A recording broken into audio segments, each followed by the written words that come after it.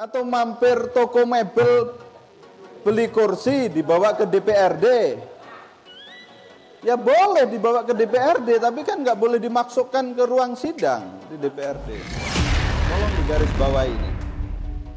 Kalau partai kita dapat kursi di dapil itu, maka tidak ada satupun caleg di dapil itu yang diabaikan, yang dilupakan. Oke? Dapat kursi satu itu, maka seluruh caleg di dapil itu mesti berjuang semuanya. Tidak ada satupun yang tidak berjuang, tidak ada satupun yang tidak bekerja, tidak ada satupun yang tidak bergerak. Kita berdiri, PKN berdiri, PKN dibangun dan hadir karena ada satu dasar yang namanya keyakinan. Keyakinan apa? Keyakinan politik. Keyakinan politik bahwa pada bagian-bagian tertentu Indonesia belum baik-baik saja. Logistik politik yang disebut logistik politik itu bukan hanya yang bersifat material. 49 kader terbaik untuk 6 lapangan pertandingan bernama Dapil, insya Allah ini sudah cukup meriah. Sudah cukup meriah. Tinggal bagaimana kemeriahan kuantitas ini dilanjutkan menjadi kemeriahan kualitas kampanye politik yang efektif.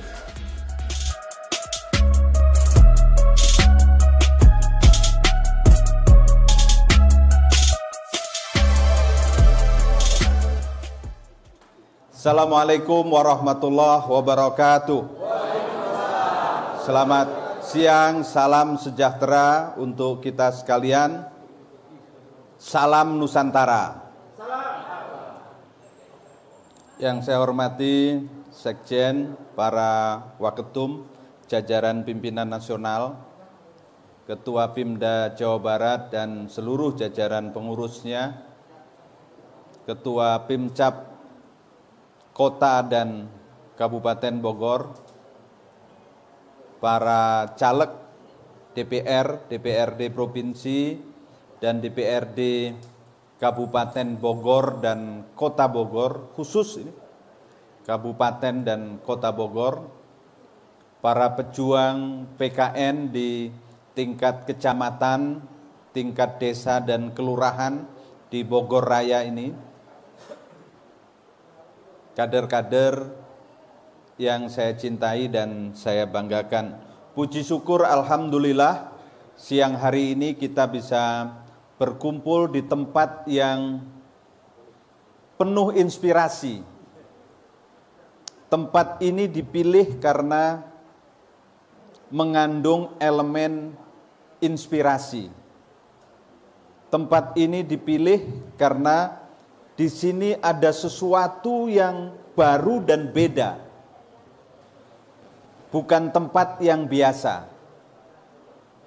Saya berharap betul dengan kita berkumpul di tempat yang khusus, yang spesial, penuh inspirasi seperti ini, menularkan energi inspirasi itu kepada kita semua yang sekarang sedang berjuang untuk menjemput kesuksesan dan keberhasilan politik 14 Februari yang akan datang. Jadi tempat ini jangan dilihat sebagai tempat yang biasa. Kita harapkan dari tempat ini PKN akan ikut menghantui Indonesia. Menghantui dalam pengertian membangunkan semangat, membangunkan motivasi, membangunkan militansi dan kesadaran keindonesiaan, kesadaran kenusantaraan, sehingga Indonesia yang kita bayangkan di sana ada bersatu, adil, makmur, rakyatnya sejahtera, dan di dalam kesejahteraan itu ada ikatan kebangsaan yang kuat dan seterusnya, seperti yang dulu dicita-citakan oleh pendiri Republik, betul-betul bisa kita capai. Salah satunya karena pada pemilu 2024 yang akan datang, Indonesia kehadiran bayi politik baru yang segar yang bernama PKN, Partai Kebangkitan Nusantara. Tadi tentang kebaruan. Yang kedua tentang eksekusi dan eksekusi. Dua isu itu, dua pesan pokok tadi itu bisa kita gunakan dengan elaborasi cara baru untuk kita melihat masa depan 2024 yang akan datang itu. Nah, karena itu, saudara-saudara sekalian, saya akan mulai dari bahasa yang paling sederhana. Tetapi bahasa sederhana ini menjadi jiwa dari apa yang kita lakukan, apa yang kita kerjakan, apa yang kita perjuangkan. Apa kata sederhana itu? Kata sederhana itu mulai dari yang namanya keyakinan. Kita berdiri, PKN berdiri, PKN dibangun dan hadir karena ada satu dasar yang namanya keyakinan. Keyakinan apa? Keyakinan politik. Keyakinan politik bahwa pada bagian-bagian tertentu Indonesia belum baik-baik saja. Ada bagian yang sudah baik-baik, tetapi ada bagian-bagian lain yang belum baik-baik saja. Karena ada bagian yang belum baik-baik saja, itulah yang menjadi ruang bagi PKN untuk hadir, berkiprah, dan berkontribusi. Kalau semua sudah baik-baik saja, tidak dibutuhkan PKN.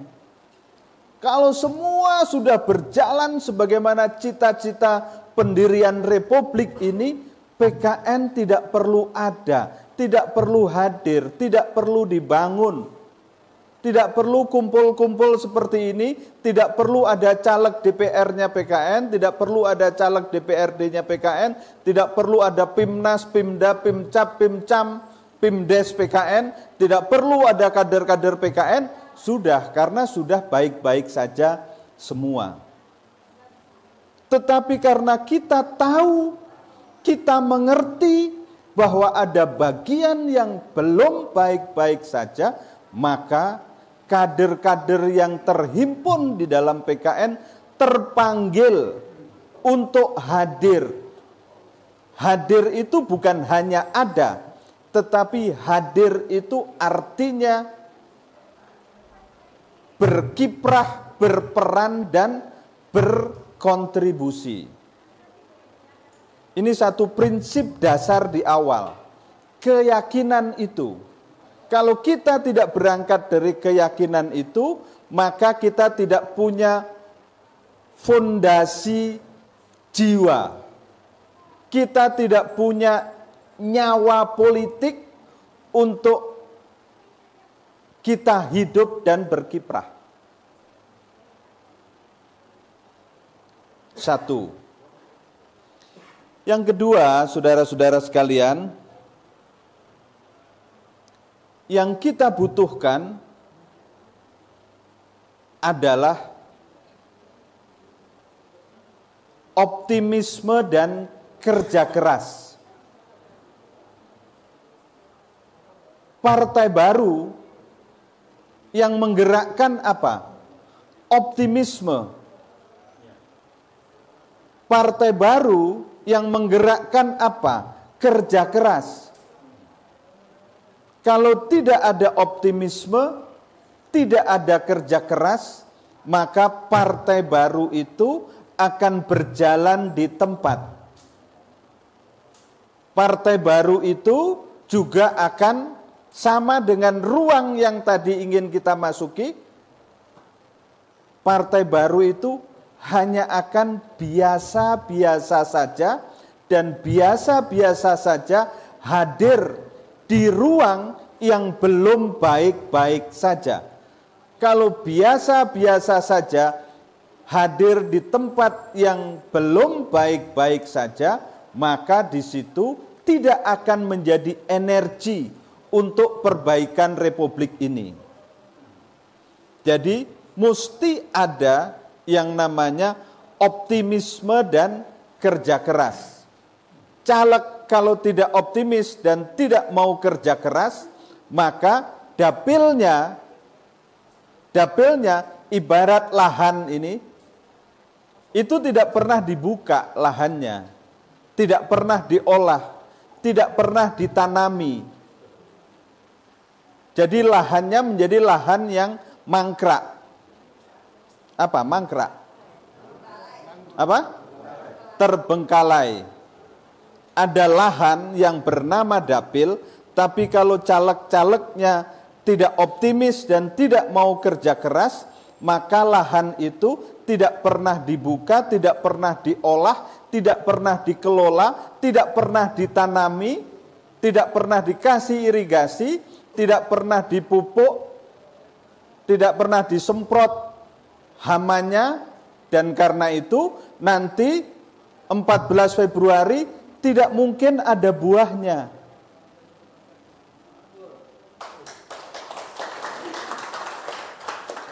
Tidak mungkin ada buahnya. Tadi ketika tanam pohon di apa namanya? Leuweung kota, hutan kota, itu ada pohon yang secara simbolis sudah berbunga. Sudah berbunga. Saya berharap itu menjadi simbol dapil DPR, dapil DPRD provinsi, dapil DPRD kabupaten kota di Bogor Raya ini, bahwa PKN sudah berbunga.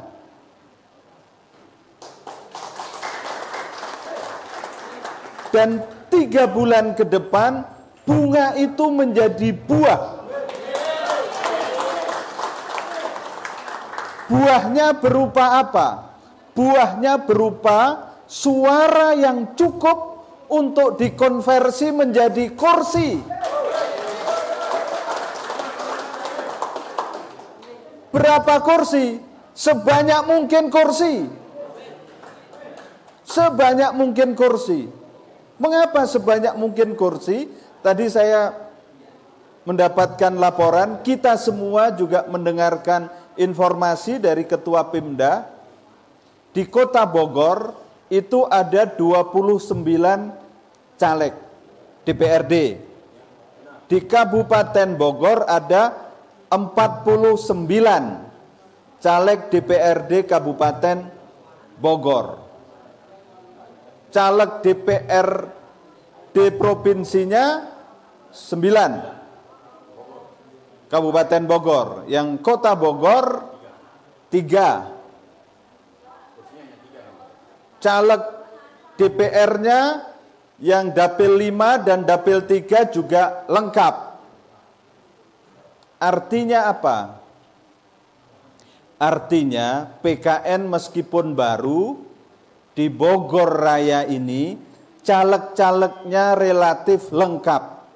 Caleg-calegnya tidak kalah dengan partai-partai yang sudah lama, sudah berpengalaman, partai-partai yang sudah tua, partai-partai yang sudah apa?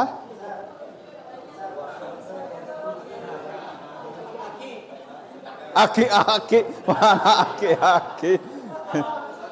Ya, kita pakai bahasa yang positif, partai-partai yang sudah lama dan berpengalaman. Oke. Tidak kalah. Kan tidak mudah, saya tahu tidak mudah Pimcap Kabupaten dan Kota Bogor untuk dapat caleg DPR 49 dan 29. Tidak mudah itu. Jadi saya apresiasi tinggi. Meskipun tidak 100%, itu tanda bahwa Pimcap Kabupaten dan Kota Bogor itu Pimcap yang hidup. Pimcap yang hidup, yang bergerak dan menggerakkan kegiatan-kegiatan politiknya, khususnya sekarang ini masa pemenangan pemilu dengan menyiapkan kader-kader dalam jumlah yang relatif cukup. Kalau Pimcap Kabupaten Bogor, Pimcap Kota Bogor itu diibaratkan toko politik, toko ya, toko politik ini, yang dipajang di depan untuk dipasarkan kepada konsumen politik bernama pemilih, itu jumlahnya banyak, 29 dan 49. Ini 29 dan 49 ini adalah produk-produk terbaik pabrik politik bernama Pimcap Kabupaten dan Kota Bogor.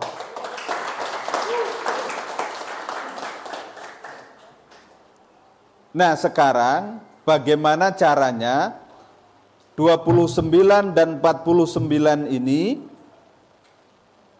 dibeli, tanda petik ya,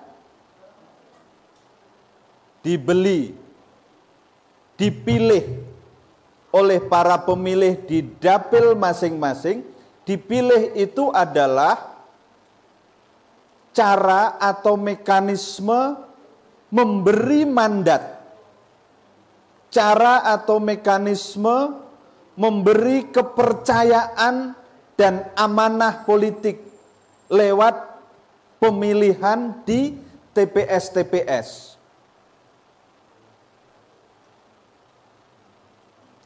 29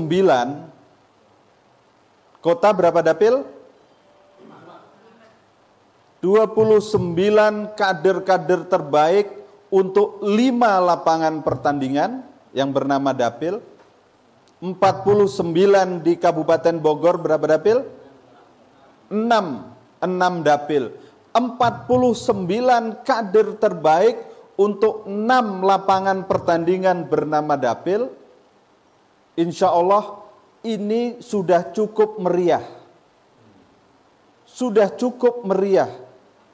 Tinggal bagaimana kemeriahan kuantitas ini dilanjutkan menjadi kemeriahan kualitas kampanye politik yang efektif.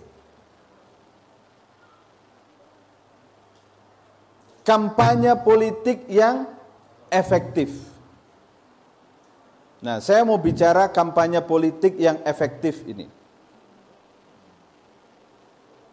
Dasarnya adalah keadaan kita sebagai partai baru.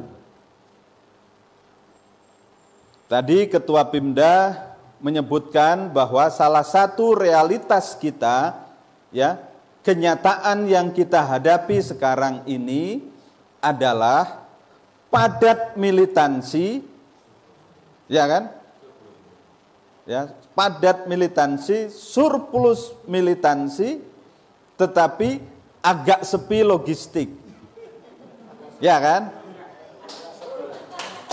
Agak sepi logistik. Saya mau bilang, saudara-saudara sekalian, logistik politik yang disebut logistik politik itu bukan hanya yang bersifat material. Oke. Logistik politik itu bukan hanya yang bersifat material. Yang material itu misalnya berapa alat peraga yang bisa diproduksi, berapa alat kontak, apakah stiker, kaos atau apa, itu alat kontak komunikasi politik.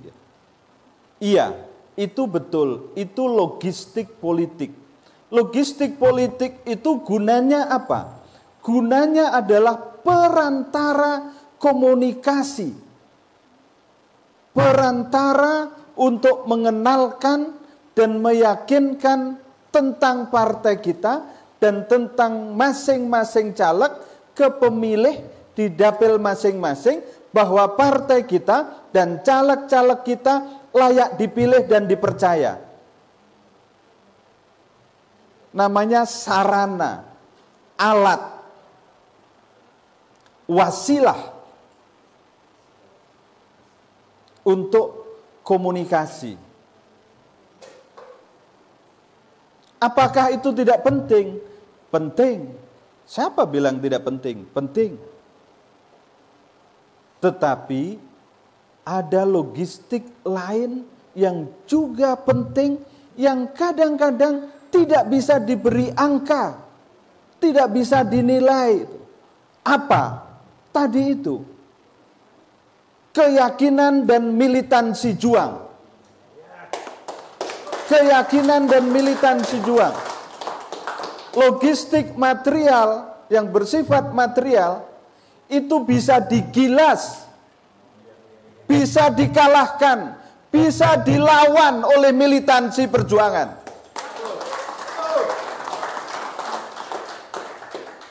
Apalagi kalau yang punya logistik material itu dasarnya dia tidak punya keyakinan. Dasarnya dia tidak punya optimisme. Dasarnya dia tidak mau kerja keras. Siapa yang dipilih dan dipercaya oleh pemilih? Apakah alat peraga? Apakah logistik itu? Bukan. Yang dipilih, yang dipercaya oleh para pemilih adalah politisi yang dianggap cakap, dan amanah. Cakap saja kalau dianggap tidak amanah, tidak mungkin dipilih. Dianggap amanah, tapi kalau tidak cakap, tidak mampu menjadi politisi, tidak mampu memperjuangkan aspirasi harapan pemilih di dapil masing-masing, ya dia akan cari yang lain. Yang lengkap adalah yang cakap dan amanah. Nah, karena itu ya, ketika partai kita partai baru dan logistik yang bersifat material itu kalah dibandingkan yang lain-lain, maka surplus militansi dan keyakinan, kesadaran untuk kerja keras itulah yang digunakan sebagai kendaraan untuk meyakinkan pemilih bahwa caleg-caleg PKN itu punya dua karakter utama, yaitu cakap dan amanah.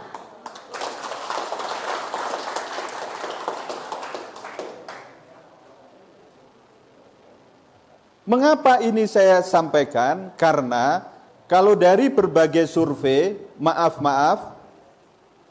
penilaian publik, penilaian rakyat, penilaian pemilih kepada lembaga perwakilan kita, baik DPR maupun DPRD, secara umum perwakilan kita itu dianggap banyak yang kurang cakap, banyak yang kurang amanah. Penilaian umum seperti itulah yang juga menjadi ruang politik terbuka bagi yang baru seperti PKN ini untuk hadir dan menawarkan diri.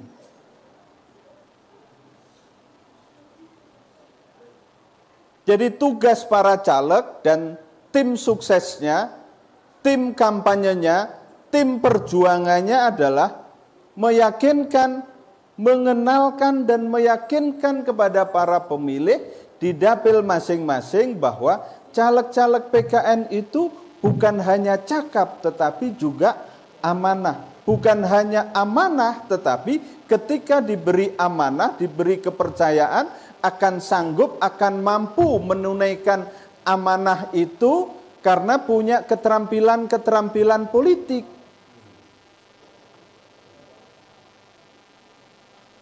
Orang amanah kalau nggak terampil nanti, maaf, ketika duduk di badan perwakilan, ya akan jadi bisu.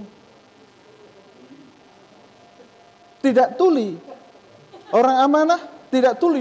Dia sanggup mendengarkan, menyerap, ya kan? Menyerap aspirasi, harapan, dan kepentingan rakyat. Tetapi kemudian menerjemahkannya dengan tindakan-tindakan politik di badan-badan perwakilan, dia tidak sanggup. Bisu. Rakyat tidak butuh wakil yang bisu, ya kan? Rakyat butuh wakil yang itu cakap. Tapi saya ambil dua kata Pak Jimmy tadi itu, menurut saya dua-duanya penting. Cakap bernarasi dan cakap mengeksekusi narasi itu menjadi kebijakan-kebijakan. Dua-duanya penting. Yang tidak boleh adalah narasi tanpa eksekusi. Tetapi kalau eksekusi tidak berbasis narasi, ya eksekusinya bisa salah jalan. Ya kan? Nah, kira-kira begitu. Mau eksekusinya, udah dieksekusi ternyata, oh lain lagi. Kalau tidak berbekal narasi yang cukup. Kita tahu persis yang dimaksud Pak Jimmy adalah jangan cuma ngomong, kan begitu kan? Maksudnya jangan ngomong doang, tetapi eksekusi dong omonganmu itu menjadi kebijakan langkah yang nyata. Kira-kira begitu. Jadi tawarkan kecakapan dan keamanahan atau dalam tradisi ilmu politik disebut sebagai akuntabilitas politik kepada para pemilih. Satu. Yang kedua, saya mengingatkan kembali, lapangan pertandingan masing-masing itu bernama dapil. Nah, karena itu, ya mainnya di dapil itu. Jadi kalau dia caleg dapil 1, ya mainmu di dapil 1. Mainmu jangan di dapil 2. Kalau caleg di dapil 3, mainmu jangan di dapil 5. Tetapi kalau mensupport temannya, mendoakan temannya, atau misalnya dia punya jaringan di dapil 5, kemudian jaringan itu didorong untuk temannya di dapil 5, oke. Tetapi poin saya adalah lapangan pertandingan itu di dapil. Saudara-saudara sekalian sudah punya tiket masuk lapangan pertandingan itu bernama apa? Daftar calon tetap. Itu tiketnya. Tiketnya sudah paten itu. Nggak bisa digoyang-goyang. Nah, pegang tiket itu, masuk lapangan pertandingan, main. Posisinya adalah pemain. Posisinya bukan penonton, bukan komentator, bukan analis. Jadi caleg itu ibarat main bola, masuk lapangan pertandingan sebagai pemain. Bukan penonton, bukan analis, bukan komentator. Sebagai pemain, maka gunakanlah seluruh keterampilan permainanmu untuk cetak gol. Cetak gol sebanyak-banyaknya. Golnya berupa apa? Suara. Suara sebanyak-banyaknya. Sebanyak apa? Sebanyak-banyaknya biar jadi kursi di dapil itu.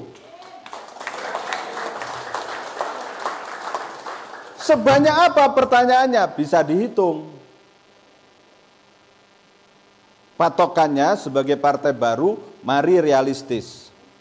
Masing-masing caleg di dapil itu lihat data pemilu 2019 yang lalu. Lihat data pemilu 2019 yang lalu, 2 kursi terakhir. Jangan lihat 2 kursi pertama. Jangan lihat 2 kursi pertama, sudah itu lupakan. Oke? Lupakan. Ya itu harus kita sadar, itu jatah tetangga. Nah kan? Itu jatah tetangga senior, hormat senior. Saya nggak lihat yang kursi-kursi awal, ya kan? Lihat 2 kursi yang terakhir. Untuk 2 kursi terakhir itu dibutuhkan akumulasi suara berapa?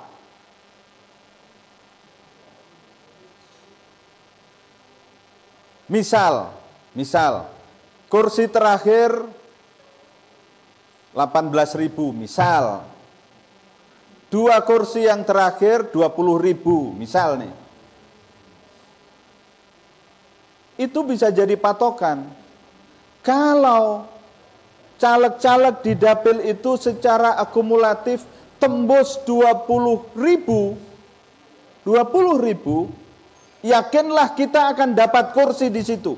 Entah kursi terakhir atau kursi 2 yang terakhir. Jadi realistis. Idealis tapi realistis gitu.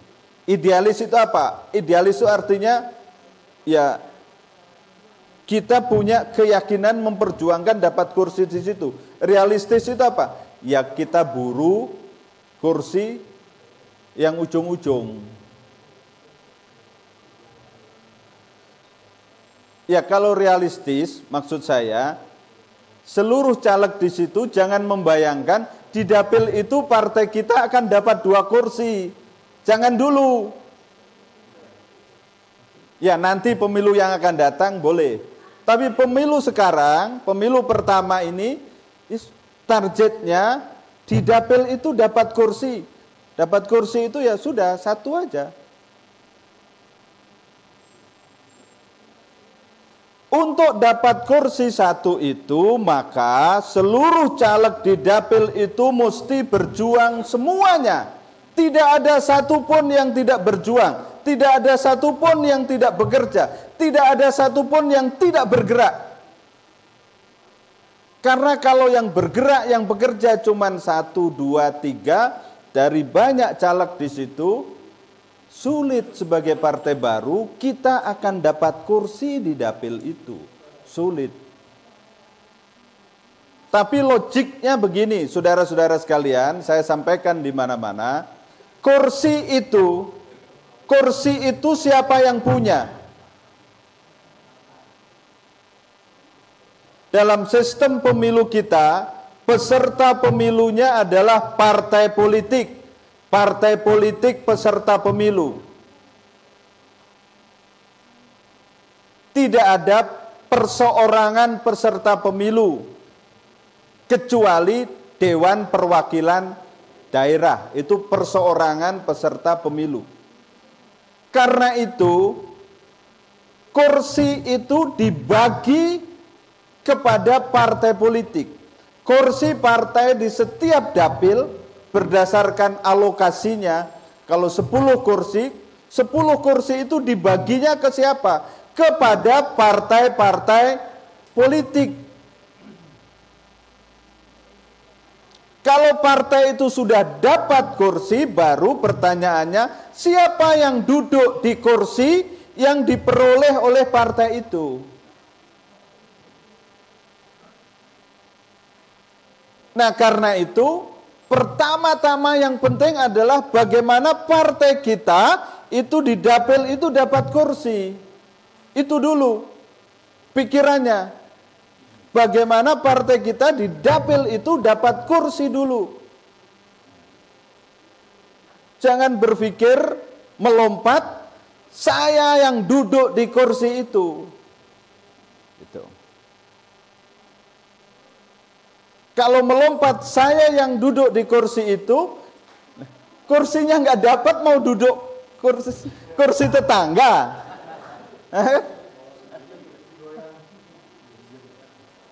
Atau mampir toko mebel beli kursi dibawa ke DPRD. Ya boleh dibawa ke DPRD, tapi kan nggak boleh dimasukkan ke ruang sidang di DPRD.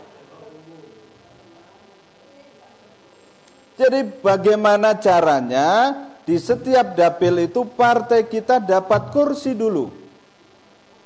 Caranya seluruh caleg di dapil itu kerja. Nanti kalau kerja pasti punya kontribusi berapa suara. Dan kalau kemudian partai kita dapat kursi di dapil itu, maka tolong digarisbawahi ini. Kalau partai kita dapat kursi di dapil itu, maka tidak ada satupun caleg di dapil itu yang diabaikan, yang dilupakan. Oke?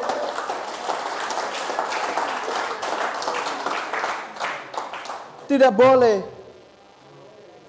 Mengapa? Kalau dapat satu kursi di dapil itu bukan hasil kerja sendirian yang duduk itu. Bukan. Itu hasil kerja bersama. Itu hasil kerja bersama, bukan hasil kerja sendiri. Jadi ada yang kontribusinya 1 kaki. Ya kan?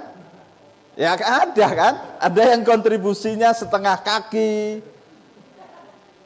Ada yang kontribusinya 1 mur atau baut atau apa itu. Tapi semuanya punya peran, punya kontribusi. Karena punya peran, punya kontribusi, maka atas nama prinsip partai kita gotong royong, maka tidak boleh ada caleg yang tidak dihargai, tidak dihormati perannya.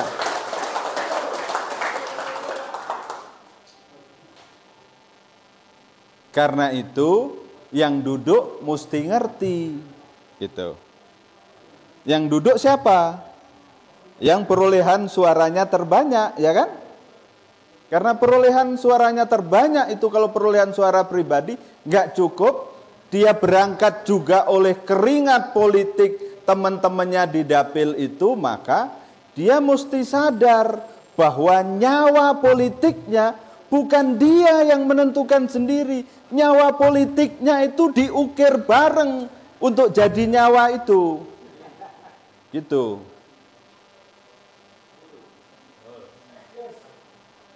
Cocok?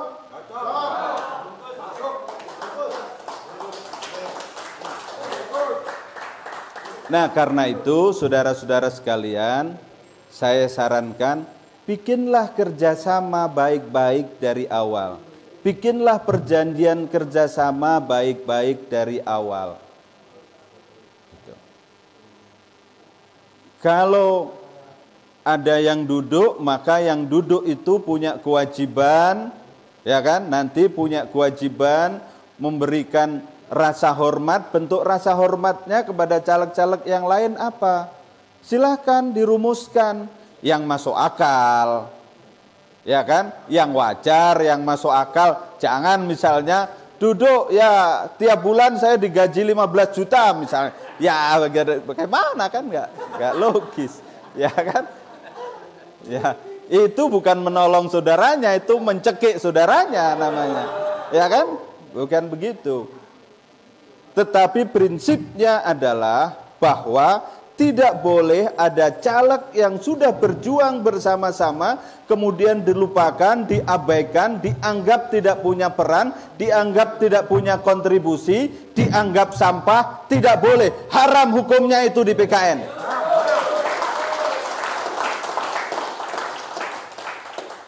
Dengan begitu, saudara-saudara sekalian, di setiap dapil itu semua caleg bersemangat untuk bekerja. Karena kalau di dapil itu dapat kursi, semuanya pasti akan dapat manfaat dari kursi itu. Begitu. Tidak ada yang tidak dihargai peran dan kontribusinya. Yang di DPR begitu, DPRD provinsi begitu, DPRD kabupaten kota begitu. Itu namanya prinsip kolaborasi, prinsip kerjasama. Dan kerjasamanya kerjasama lahir batin. Diikat itu. Nah, tugas sekjen di PIMNAS itu ngawasin itu. Ngawasin. Artinya PIMNAS itu ngawasin. Kalau ada ya, kader sudah berhasil, keberhasilan bersama, tapi dia lupa pada kawan-kawannya, dievaluasi dengan sungguh-sungguh oleh PIMNAS itu pasti. Pasti. Gak boleh begitu cara kerjanya. Nah, itu. Dengan prinsip ini saya berharap tidak ada satupun caleg di setiap dapil yang tidak bekerja, tidak berjuang, tidak berkontribusi. Karena harus berjuang bersama dapat kursi di dapil itu.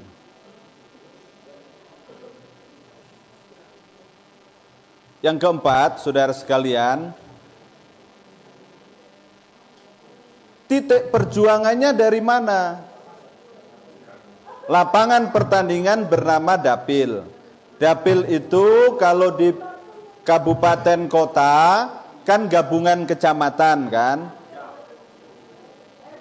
Gabungan kecamatan ABC dan seterusnya. Tetapi titik perjuangannya dari mana? Titik perjuangannya adalah dari TPS. Jumlah TPS di dapilmu itu berapa?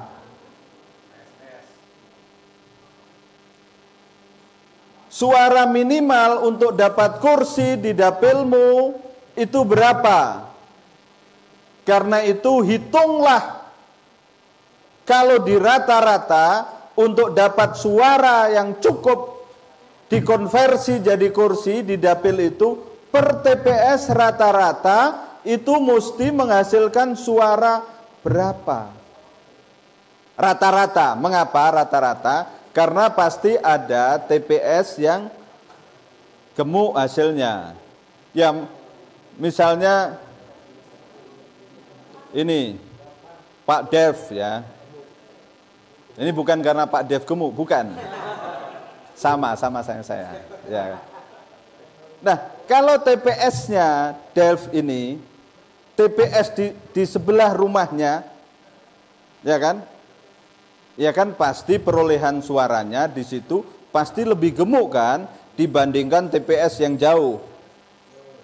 Ya kan kira-kira begitu. Nah, karena itu hitunglah berapa kira-kira TPS gemuk, TPS yang agak gemuk, TPS yang agak kurus berapa, tapi kemudian bikin rata-rata. Dengan hitungan rata-rata itu maka saudara-saudara sekalian akan punya peta jalan yang detail untuk sampai pada suara tertentu yang bisa menghasilkan kursi. Kalau misalnya di tiap TPS dibutuhkan 10 suara, gimana caranya dapat 10 suara itu? 10 suara itu, ini logiknya. Kalau rumah tangga di Indonesia itu ambil rata-rata satu rumah tangga itu 4 suara. Untuk dapat 10 suara itu artinya cukup membina secara khusus, melakukan pendekatan khusus kepada 3 kakak. Ya kan? 3 kakak itu 12. Ya kan? Kalau dibina khusus, ya insya Allah akan dapat 10 itu. Syukur-syukur lebih dari 10, 12. Tapi kalau yang 3 ini kemudian bisa menulari tetangganya lagi, akan lebih. Tetapi saya berharap begini, cara menghitungnya itu jangan ngepres. Apa ngepres itu apa? Ya, pas.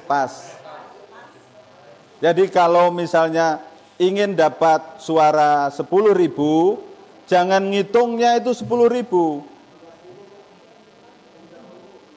Ngitung sasaran perjuangannya itu ya kira-kira 14.000. 13-14.000. Harus disediakan ruang diskon. Ya kasih diskon kira-kira ya 20% lah. Kalau di supermarket berapa biasanya itu? Ya 15%, 20% lah. Artinya kalau untuk dapat 10.000 yang disasar 14.000, insya Allah 10.000 itu nggak lari kemana. Tapi kalau 10.000 yang disasar 10.000, ya bisa dapatnya 8.000, dapatnya 7.000. Kalau untuk 10.000 dapat kursi, kemudian perjuangannya hanya 10.000, hasilnya 8.000 itu ya percuma. Ya kan? Sebetulnya tidak ada suara yang percuma, ya maaf ya, tidak ada suara yang percuma. Tetapi maksudnya suara 7.000, 8.000 itu tidak menghasilkan kursi. Itu aja. Percuma ya nggak ada yang percuma. Tapi karena sistem pemilu kita ada aturan teknisnya, itu tidak menghasilkan kursi. Kalau tidak menghasilkan kursi buat kita, berarti kursi itu untuk partai yang lain, yang lebih tinggi dari kita.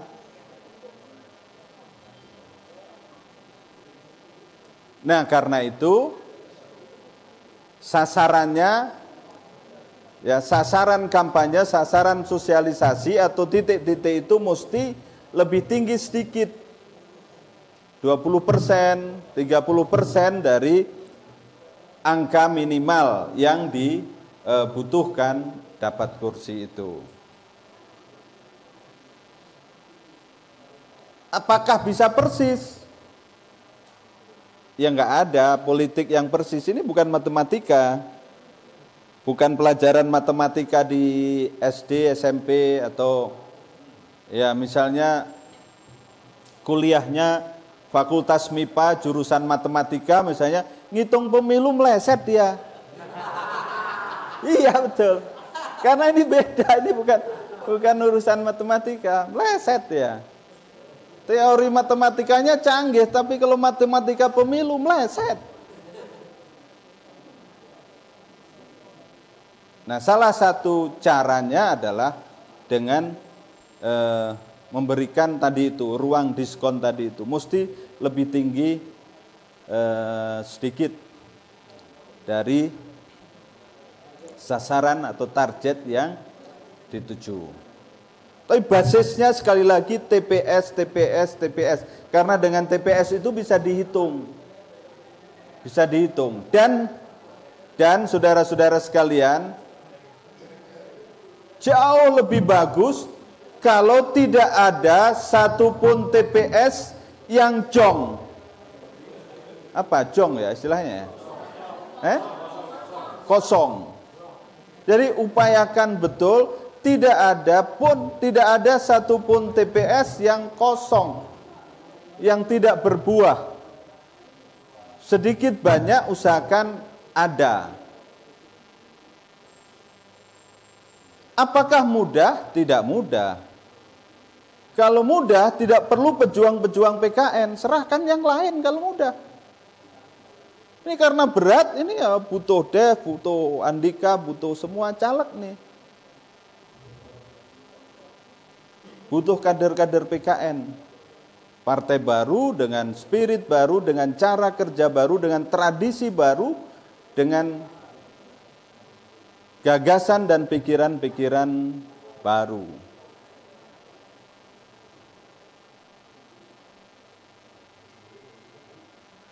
Bogor Raya ini tempat yang penting, saudara-saudara sekalian. Oke? Bogor Raya ini tempat politik yang penting. Kabupaten Bogor misalnya nih, penduduknya besar Kabupaten Bogor nih. Pemilihnya besar. Satu Kabupaten Bogor itu mengalahkan banyak provinsi, ya kan? Ya. Satu Kabupaten Bogor itu satu dapil DPR. Dan penduduk atau pemilihnya itu mengalahkan banyak provinsi-provinsi di Indonesia. Artinya level pertandingan di Kabupaten Bogor itu ya sama atau lebih tinggi pertandingan di banyak provinsi yang lain gitu.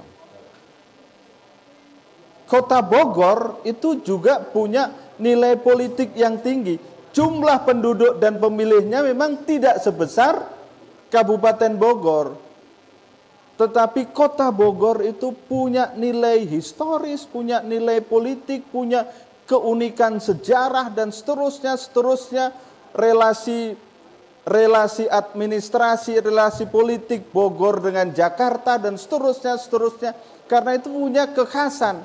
Karena itu nilai politiknya juga tinggi gitu. Karena dua-duanya tinggi, maka saya bisa katakan bahwa Bogor Raya ini menjadi salah satu etalase politik nasional. Karena etalase politik nasional, kalau PKN pecah telur di Bogor Raya ini, maka dampaknya akan nasional juga, gitu.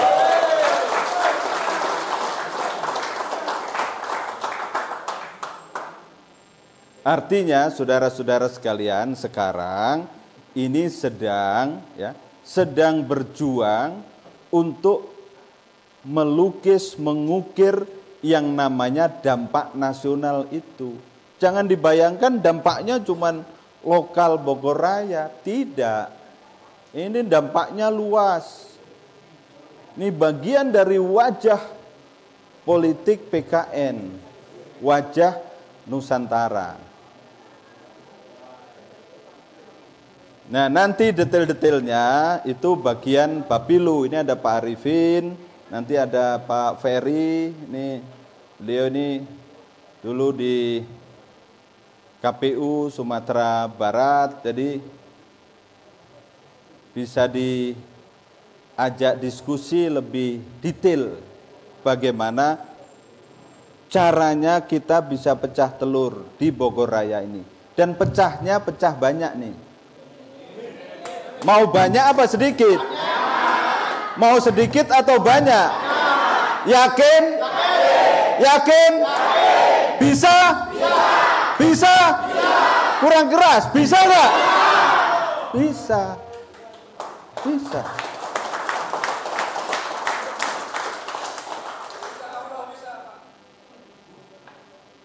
Bisa. Apa yang tidak bisa? Kalau matematika itu partai baru, rumusnya matematika ilmu itu nggak bisa. Nggak bisa. Tapi ini matematika pemilu, bisa. Bisa diterobos ini. Bisa ditembus ini. Gitu. Karena kadang tembok yang lama itu sudah rapuh. Ya kan? Sudah rapuh, didorong-dorong dikit itu kadang ambrol itu, gitu loh. Ya kan? Lapisannya itu sudah aus, diginiin dikit, gitu, bisa.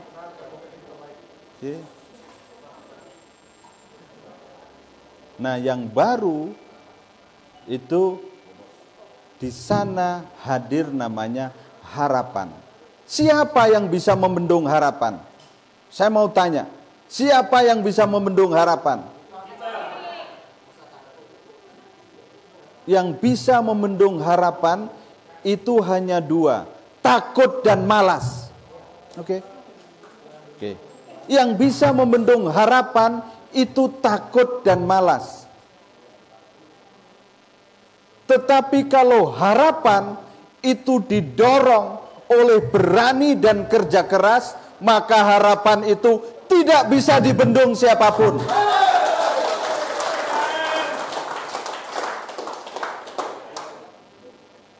Dan ruangan ini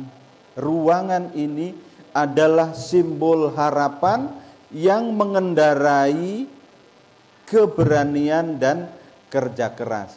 Karena itu nggak bisa dibendung ini. Saudara-saudara ini nggak bisa dibendung. Apalagi hadirnya ini di tempat yang insya Allah itu tadi menghantui Indonesia ini nanti. Itu.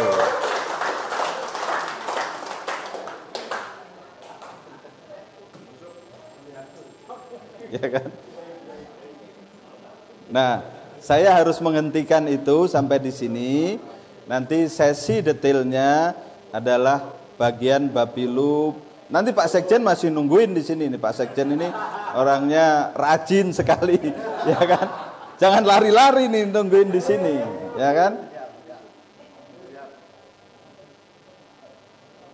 Jadi saudara-saudara sekalian, saya bukan hanya punya keyakinan, tetapi sekaligus saya punya harapan yang bertalu-talu kepada kader-kader PKN di Bogor Raya ini. Mari kita bikin sejarah baru, pecah telur sebanyak-banyaknya di sebanyak mungkin dapil. Ini tanggal berapa? Tanggal 26 ya, 26 November. Saya berharap nanti 26 Februari, kan pemilunya 14 Februari ya. 26 Februari, meskipun belum ada hasil resmi, saudara-saudara sekalian, kita sudah bisa menghitung. Kita dapat kursi di mana saja. Oke. Dan pada saat itu saya yakin Andika dan Dev itu sudah bisa bikin syukuran. Iya dong, Bogor Raya kan? Kota dan Kabupaten Bogor itu saya yakin itu tanggal-tanggal itu sudah bisa bikin syukuran.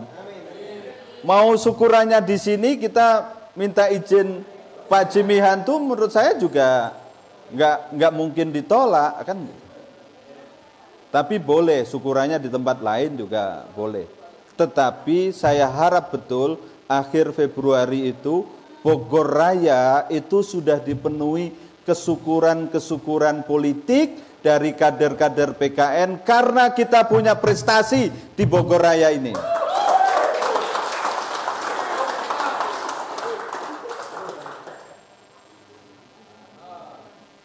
Kalau sekarang ini wajah-wajah caleg ini sebagian masih ada yang kucel. Ya, iya enggak?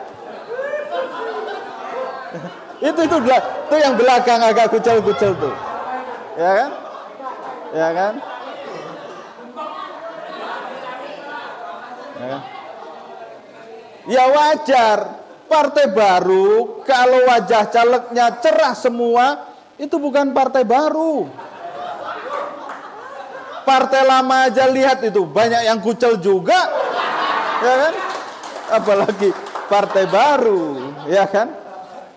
Nah tapi nanti akhir Februari ini wajah-wajah ini cerah semua.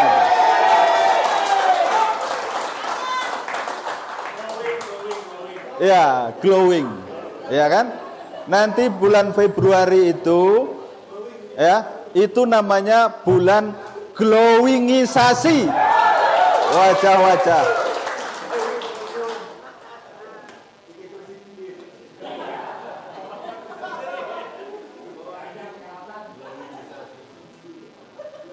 Dan Andika sama Dev siap kan syukuran nanti? Nah, siap itu. Ah, itu udah siap itu. Siap itu.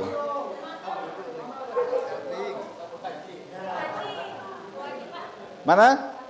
Ya, pokoknya mana saja saya setuju lah itu. Yang penting syukuran.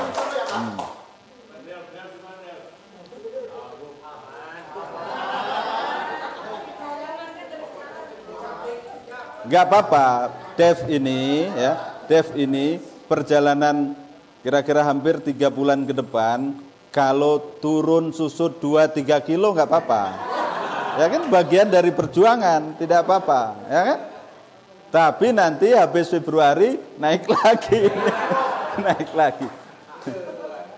Tapi naiknya bukan hanya naik itu tadi, tapi naik kenaikan kenaikan makom politiknya, level politiknya, ya kan?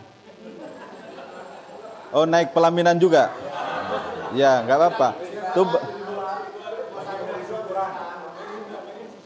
jangan-jangan Dev ini sebetulnya sudah diam-diam melamar, cuman calon mertuanya tunggu dulu dong 14 Februari.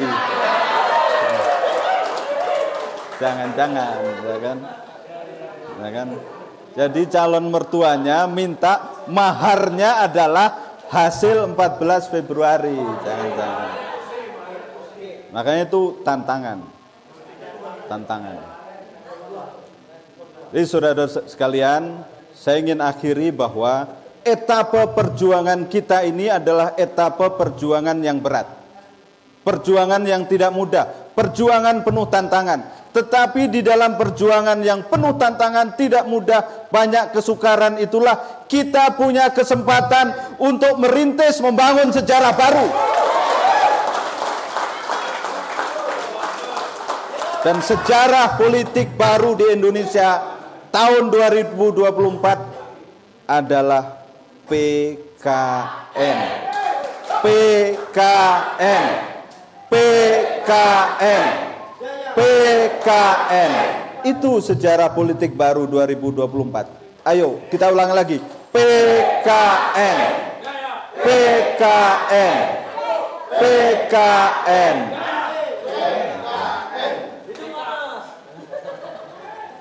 Itu tugas kita. Itu panggilan terhadap kita. Saya tambah yakin dengan suasana seperti ini.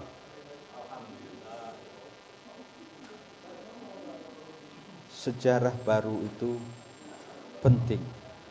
Dan tidak banyak saudara-saudara sekalian di dalam perjalanan sejarah politik negeri ini yang bisa mengukir, melukis sejarah baru. Tidak banyak. Kalau follower atau pengikut sejarah banyak. Tetapi kalau dia pemandu sejarah tidak banyak. Kita dituntut untuk menjadi pemandu, pengukir sejarah baru politik Indonesia.